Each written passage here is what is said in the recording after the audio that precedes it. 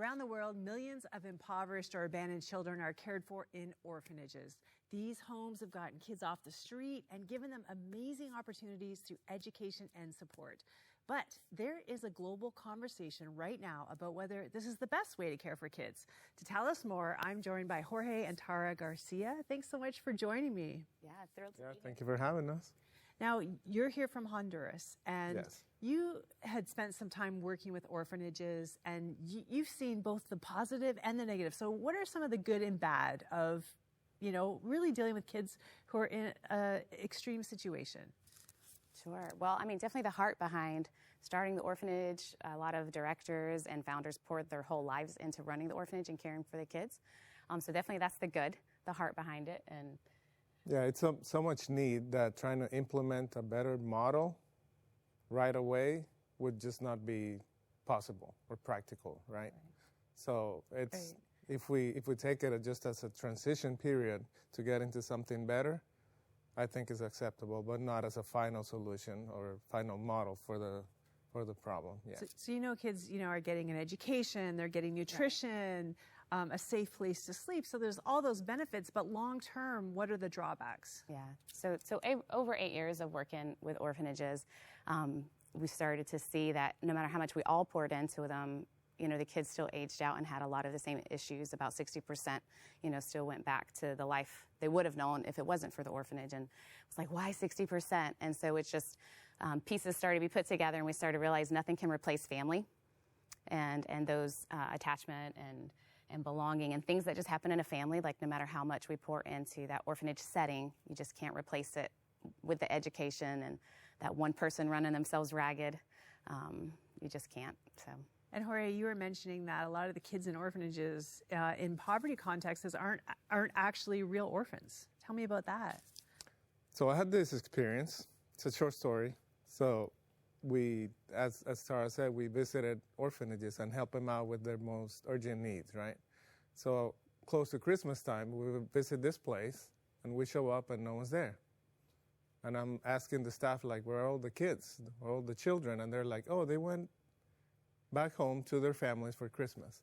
So my brain just exploded, right? I couldn't handle it. It was like, what do you mean families? They're orphans. And it's like, oh, no, most of them have families. And that made me research and look for information that actually 80% of the kids living in orphanages have family. Wow. So you just need to take a moment to take that in, that a lot of these kids, their parents have given them up to orphanages to give them the chance at education or safety or better life. In essence, is what I think the parents are hoping for. But right. Yeah, imagine having to make that decision as a parent. Like, I can't provide for my children, and I have to say, you're going to be better here. Go. I can't. It's heartbreaking. Yeah. And I think, in the middle of this discussion, we have to make it clear, like, not putting down anyone who runs an orphanage or that model. But what you wanted to do is to create other options and other ways of caring for kids. So there was no foster system, for example, like we have here, which has its own challenges. Right. There's no foster system, but tell me about, how you started implementing different solutions. Well, I mean, that was a big realization that if a family was supported, the kids could actually stay there and even then attend the bilingual school perhaps on the orphanage setting. And so that just kind of started revamping how we were looking at the solution. And so very organically, the Lord brought us into foster care because that wasn't our background at all. And so we were helping a public orphanage and literally just needed to get sick babies and special needs children out. It's a big, long story, but brief was just within 2 years, we helped them place about 40 children because they were just in crisis mode. And literally we saw babies die in that orphanage. And so when we started to see that, we were like, oh, Hondurans, Christian families are stepping up to this need just in our little circle. And we just saw instantly how much better the kids were cared for. And then the government was still able to do their processes, is their bio family, is their adoption possibility. And it actually moved much quicker because they were, we had that advocacy space. And so it kind of organically happened. It wasn't like, oh, this isn't working and we realized and just jumped in and found a better solution, but it just very organically. But we saw the need and the issue started to solidify over the end of those 8 years of working with orphanages. And So foster care became a thing, and family preservation became a thing, and we just held on, as the Lord just kind of took us through it. So we can give glory to God that we didn't plan it that way. It eventually happened, and we, have the opportunity to keep developing that and make it part of the Honduran culture. You're literally helping the government make a foster care system. Right. But on top of that, family preservation, so doing what you can to keep kids in families before they're taken away. Right. Kinship care, is there a broader family that you could do it? I mean, you still work with residential care and orphanages. You work with adoption. So I think maybe it's just looking at a fuller spectrum of what it could look like, so that it's not just that one solution. Now, you were personally impacted. So you were fostering yourself. Tell me about this little boy named Judah. So we fostered, I don't even remember the number. I don't want to lie to you and give you a number. But we fostered several children, and we were fostering Judah at the time where the government made an announcement that if you were a foster family and you wanted to adopt the child in your care, to start the process. So we started, and Judah had been with us since he was 11 days old. Wow. And started that process, and 6 years later, he became a Garcia, and part of our hearts, and we love him. Yes, dearly, the joy of Judah. I'd love to add a little piece, because it's just, only the Lord. So the government was shutting down this certain public orphanage where we had been getting babies and special needs children out and into families. So it was starting to shut down. Things were shifting, and literally they were in such crazy mode. We were picking up babies for them at the hospital, and then some may come to our family, some may go to an orphanage. And so I got to go pick up Judah from the hospital and was taking him to the orphanage. He wasn't going to come home with us. Another baby was going to come home with us. We had space for one more. I think we had 5 at the time. And we were going to take a sick baby girl home, because she needed more care. And when we ended up at the welfare office, somebody else stepped in. I don't even remember, for the baby girl. I think it was a nurse or something. And they're like, oh, well, you could take this one home. He'd be better with you. And so we ended up taking Judah home that day, not knowing, what the Lord had in store. So I just think it's a really neat, God design. He knew he was best for us and us for him.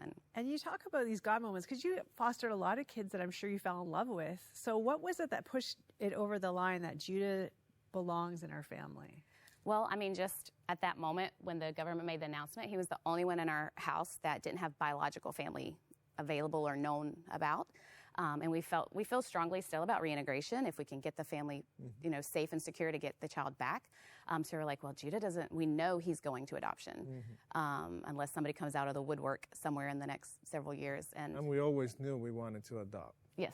Right. So everything just came together, and now Judah's Garcia. I won't pretend he didn't have a little piece of my heart. I had to travel, and he's the only one I took his little sock with me. Aww. I had to travel once when he was like a month old or something, and we didn't even know this was going to come out yet. And I was like, I don't know, this little guy just there's something special. So I'll pretend I knew ahead of time. I mean, fostering is such a beautiful way of caring for kids whose families are struggling. And, there's obviously abuses that happen, but it is also a picture of God's heart for the orphan. What have you learned in all of this, fostering, working with orphanages, all the different aspects of orphan care that your ministry in Honduras does? What have you learned about God's heart for orphans? I mean, we know that the model for family, or the plan that God has for children, for everyone actually, is family, right? So we've seen the difference in development, growing in an institution versus growing in a home.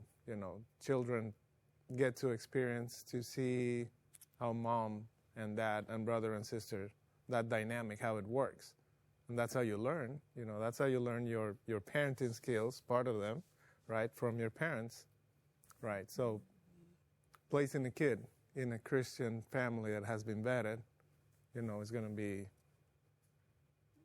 it's God's plan. That's what I can say. It's going to be has better chance of success than with another 150 kids that also have traumatic experience in their lives, right? And they're in this constant social environment. Tara, what have you learned about God's heart for the orphans? I definitely would say it's family as well, but I would also just say he fights. He'll fight for each one. If we stay in tune and ask him, like, you know, just in all those 8 years of ministry working with orphanages, sometimes I have to stop myself and say, oh, we hurt instead of helping so many years, you know, because there's that conversation of coming in and trying to help, but you're actually hurting. And we're like, oh, I didn't, you know, fight for 8 years for them to be in families that we see is so much better for their development and stuff now. And I just have to stop myself, like, no, God uses each time we step forward and advocate for one of his kids, he's going to use it. But we do have to still stay in tune and ask and you know, he took us on that journey, and he taught us foster care and family preservation. But obviously after we got woken up by that, we were like, okay, let's go study, let's go search, let's go see what other countries have done. So we do have that, you know, that piece too, that if we allow him, I think even in us, he'll keep working us to, we just like to call it better care. Like, none of it's wrong.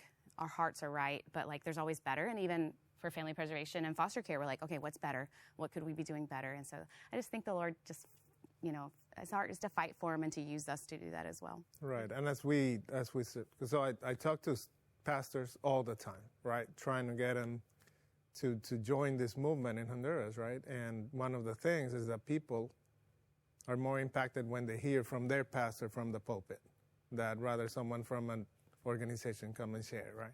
Because we're going to be passionate about it, but it's like, oh yeah, whatever. But their pastor, backed up by the word, that's the most impact that I've seen. And one thing is that, excuse me, when pastors start preparing a sermon about God's heart for the orphan, every single one tells me, I've never done that before. I didn't know it was so big and so much about it.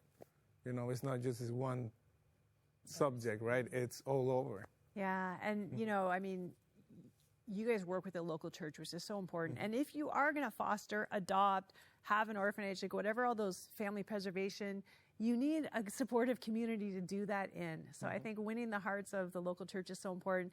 There's so much more we could talk about the amazing work that you're doing in Honduras. Your organization is Identity Mission from Honduras. If people want to find out more, what is your website, or how would they find out online? IdentityMission.org. IdentityMission.org. Fantastic. Thank you so much for coming to share today. It's just been beautiful to see God's heart working out through you as you journey along with orphans. Thank you. Thank you, Cheryl.